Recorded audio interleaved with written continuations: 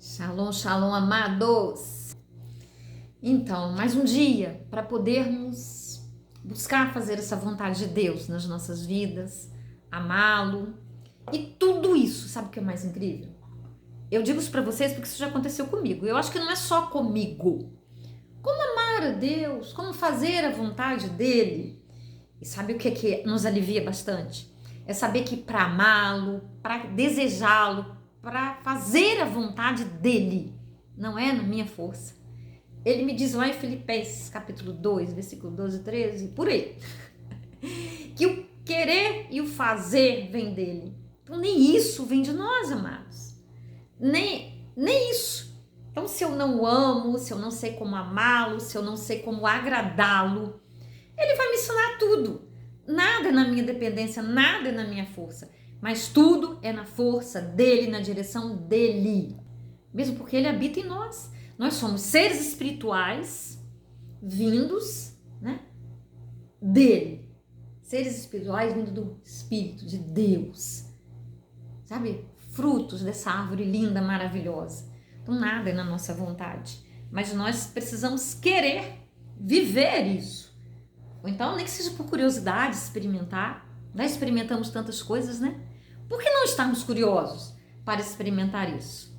Então, mas hoje eu quero falar com vocês. E não saia do vídeo, por favor, sem compartilhar, sem curtir, sem deixar um comentário, nem que seja uma caretinha. Isso é importante para impulsionar o vídeo. Você é um ajudador, é um elo dessa corrente para levar a palavra além a tantos quantos precisarem ouvi-la. Lá em Apocalipse, né? 21, o novo céu e a nova terra. Então vi um novo céu e uma nova terra. O primeiro céu e a primeira terra desapareceram, e o mar sumiu. E vi a cidade santa, a nova Jerusalém, que descia do céu. Ela vinha de Deus, enfeitada e preparada, vestida como uma noiva que vai se encontrar com o noivo.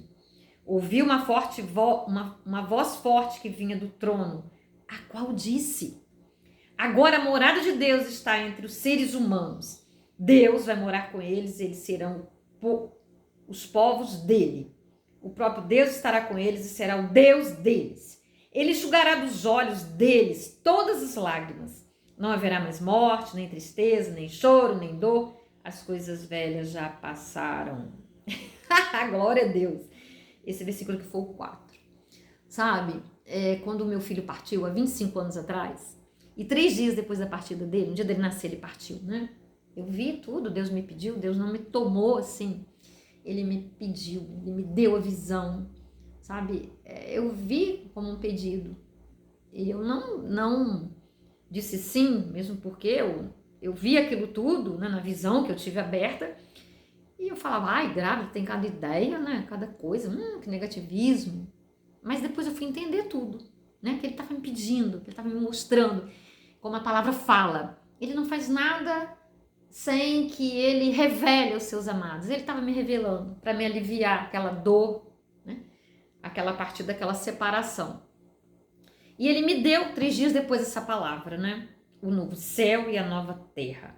Aqui nós temos uma palavra de Apocalipse do que acontecerá. E dentro desse capítulo ainda a gente tem, né, Nova Jerusalém, falando, né, a igreja, a noiva de Deus, Jerusalém descerá, né? Novos céus, nova terra e tudo mais.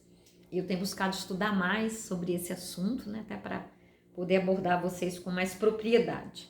Mas o que eu quero passar para vocês agora é... Deus tem sempre um novo plano para as nossas vidas. Quando nós chegamos à conclusão, quando nós concluímos, quando nós chegamos a pontos das nossas vidas em que a gente para e fala assim, opa, peraí, tá na hora de eu recomeçar, de eu reconstruir, de eu renovar, de eu fazer algo diferente. Algumas coisas vão ficar para trás, né? Como ele fala que as coisas velhas já passaram, sabe? E é muito importante, porque tudo no reino dos céus, sabe?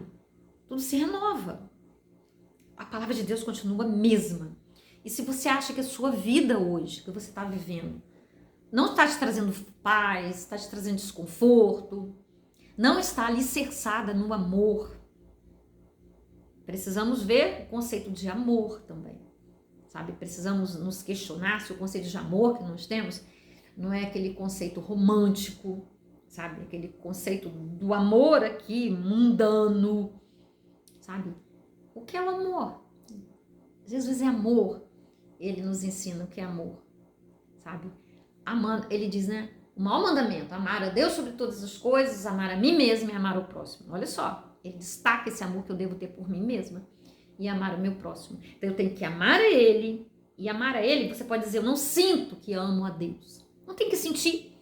Se nós formos guiados pelo que nós sentimos, nós estamos, perdidos.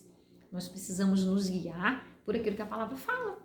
E amor, verdadeiramente, é responsabilidade.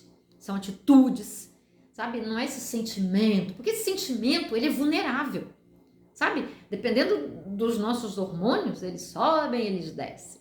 Então, eu não tenho que ser guiada por sentimentos. Mas eu tenho que ser guiada por aquilo que a palavra me fala que é amor. E eu entendo que amor é compromisso, responsabilidade. Sabe? É querer bem, é fazer o bem, sabe? É me doar. Mas eu tenho que me amar. A palavra é muito clara. Amar a Deus, amar a si mesmo. E o primeiro, amar a Deus. Quem ama a Deus, nossa, se eu sei amar a Deus, se eu busco amar a Deus, eu já me amo, eu já amo o próximo. Mas ainda assim, ele nos explicou. Amar a Deus, amar a mim mesmo, ele nos lembra que eu tenho que me amar, me respeitar, colocar limites, me cuidar. E aí eu vou transbordar, eu vou amar ao outro, sabe? E ele me diz aqui, né? Existe um plano. Ele me deu essa palavra aqui, após o meu filho ter morrido, né? Eu estava na tentativa de um novo relacionamento, porque eu queria uma família inteira, não queria que minhas filhas crescessem sem um pai. E eu fui muito clara, meu marido tinha ido embora. E eu queria uma família. Eu tinha pavor de pensar que eu queria minhas filhas sem um pai. E eu tentei esse relacionamento e deu ruim. De novo. Eu fui abandonada grávida. E dessa vez meu filho morreu. Então, eu falei, e agora? E agora? Eu cheguei no limite, partiu um filho meu. Nossa, eu conheci agora a morte, assim, de um filho. Eu devo ter chegado ao final da linha, um limite aí, um divisor de águas muito sério na minha vida. E ele disse pra mim que tudo se fazia novo. E aí ele me pegou e me levou de novo ao meu chamado, né? Que eu tinha desde que eu fui colocada lá no ventre materno. Que eu pregava a palavra com 13 anos, sabe? E aí veio, né? Vamos melhorar, vamos pro seminário, vamos fazer o que tem que ser feito, ajudar, né? Melhorar o conhecimento. Não estou dizendo que para pregar a palavra, você necessariamente, indispensavelmente, precisa frequentar o seminário. Não, eu tive esse chamado. Mas o Espírito Santo nos ensina, nos ajuda. Apesar de Paulo falar, né, que a gente deve sempre procurar se aperfeiçoar, melhorar. Então, amados, eu estou olhando lá para trás, vendo o que está lá, que eu já não estou nem conseguindo ver o que está atrás daquela televisão. Com licença, que eu agora fiquei curiosa para saber o que está ali. Ah, sim! É um púlpitozinho e um candelabro, né? Uma menorá. Então, ele me disse que ele enxugaria dos meus olhos a lágrima, apesar de não ser aqui o que a palavra está falando, né? Que é a volta de Jesus, que é a descida de Jerusalém, mas ele está falando para mim que as coisas velhas tinham se passado, que tudo se faria novo na minha vida. E realmente veio um tempo de novidade.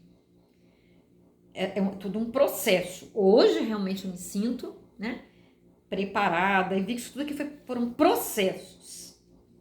E eu venho caminhando através deles, né? Ele dizia que enxugaria dos olhos, né, como ele fala aqui na promessa de Apocalipse, né? É a promessa final, o fechamento da história, do plano de Deus para a Terra, para as nossas vidas. Mas Deus sempre está nos dando a oportunidade de um recomeço. E eu volto a dizer, te lembrar, se você está aí insatisfeito, está sem paz, está infeliz, não existe alegria maior, contentamento, plenitude, preenchimento de vazio do que a palavra de Deus, do que a presença de Deus nas nossas vidas.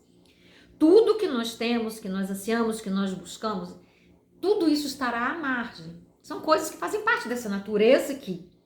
Mas o principal para nós encontrarmos, para nós nos sentirmos preenchidos, para nós nos sentirmos plenos, é esse encontro com Deus. Porque Ele preenche. E quando Ele preenche tudo, Ele é o primeiro. Sabe, Ele é o nosso primeiro amor. primeiro o reino, a sua justiça e todas as demais coisas não serão acrescentadas. Eu sempre tive entendimento sobre isso, mas na prática as minhas feridas, os meus traumas não permitiam que eu vivesse isso. E eu corria atrás de uma família, eu corria atrás de um relacionamento, eu corria atrás de um homem carnal que viesse preencher ali as dores e os vazios. E olha, eu tive tantos aprendizados, no sentido de aprender o principal, que nenhum homem seria capaz de preencher, de me dar aquilo que só Cristo, Ele queria ser meu marido, o meu amado, sabe? E as outras coisas que viessem, outro marido que viesse, mas não seria o principal, como estava dentro do meu coração, como eu pensava, né?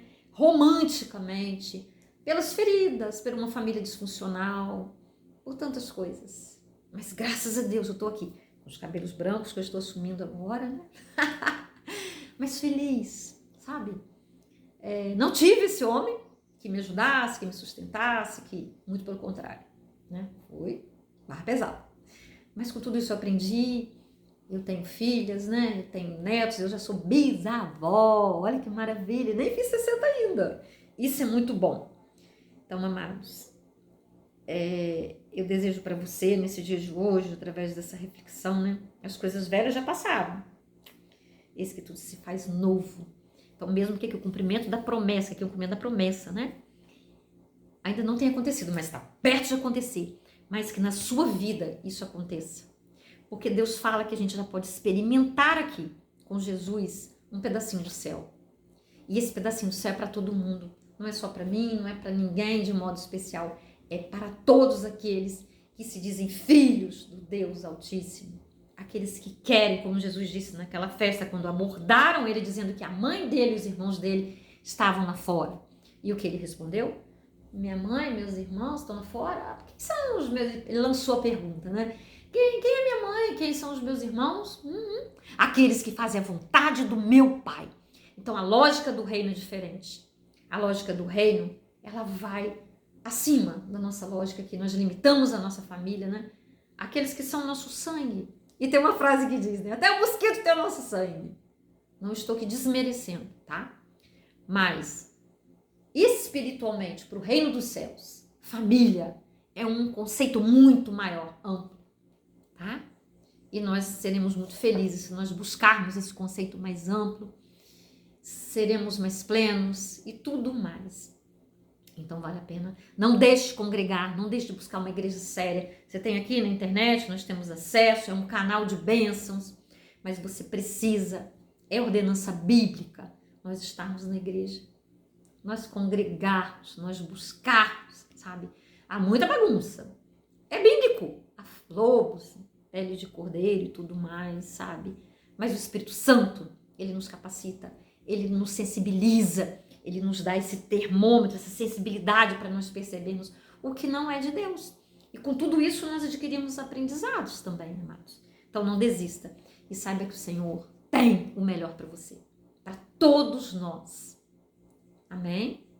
Vai lá, curta, compartilhe nos seus grupos de WhatsApp, coloca lá no seu status, se for possível. Você também é o semeador da palavra, não se esqueça disso. Não somos nós que temos um cargo eclesiástico, né? Temos um rótulo, algo parecido. Não. Que fomos lá, estudamos. Não. Eu vi uma coisa ontem no culto, né? Que o nosso testemunho, ele fala muito mais, e é verdade, do que as nossas palavras. Pelos frutos você conhecerá a árvore. Então, observa os frutos. Ah, mas eu te conheço, pastor. Realmente você não me conhece, mas o Espírito Santo testifica no nosso coração. Aquele que é de Deus e aquele que não é. Nós somos perfeitos. Ainda estamos em busca e só alcançaremos isso na eternidade lá, né? No céu. Mas com certeza, Deus nos revela, Ele nos mostra, Ele nos ajuda a ver aquilo que os nossos olhos naturais não veem. Mesmo porque, como eu disse, nós somos seres espirituais vivendo experiências humanas. Então vamos orar?